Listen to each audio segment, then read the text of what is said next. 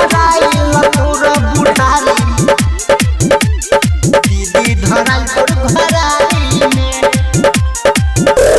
हुआरा के खेत में धरैली चपेट में, अहिरा के संगे कुछ लेत औरी देत में, दीदी धराइल तोर घरारी में। ए हो हुआरा के खेत में धरैली चपेट में, अहिरा के संगे कुछ लेत औरी देत में, अरे भइल बहाला सुनहैल बा सगरी सुनहै औरी गारा गहरी में। आई धराइल तोर बुढ़ारी में, दीदी धराइल तोर घरारी में।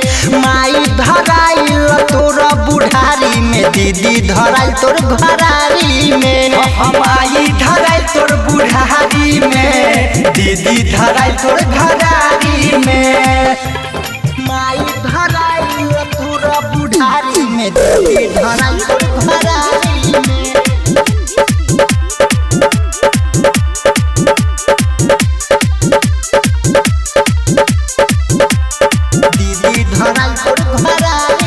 चढ़ल जवानी पकहरे गुमान हो, तू ही समझावना त छत जाई फान हो।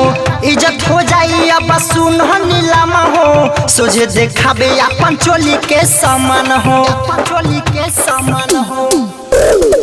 चढ़ल जवानी पकहरे गुमान हो, तू ही समझावना त छत जाई फान हो। इज्जत हो जाई अब सुन नीलम हो, सोझे देखाबे अपन चोली के समान हो। हरे भइल बहाला सुनाइल बा हमके गौवा जिला जवाहरी में। हरे माई धराइल तोर बुढ़ारी में, दीदी धराइल तोर घरारी में। माई धराइल तोर बुढ़ारी में, दीदी धराइल तोर घरारी में। माई धराइल तोर बुढ़ारी में, दीदी धराइल तोर घरारी में। माई धराइल तोर बुढ़ारी में, दीदी धराइल तोर घरारी में।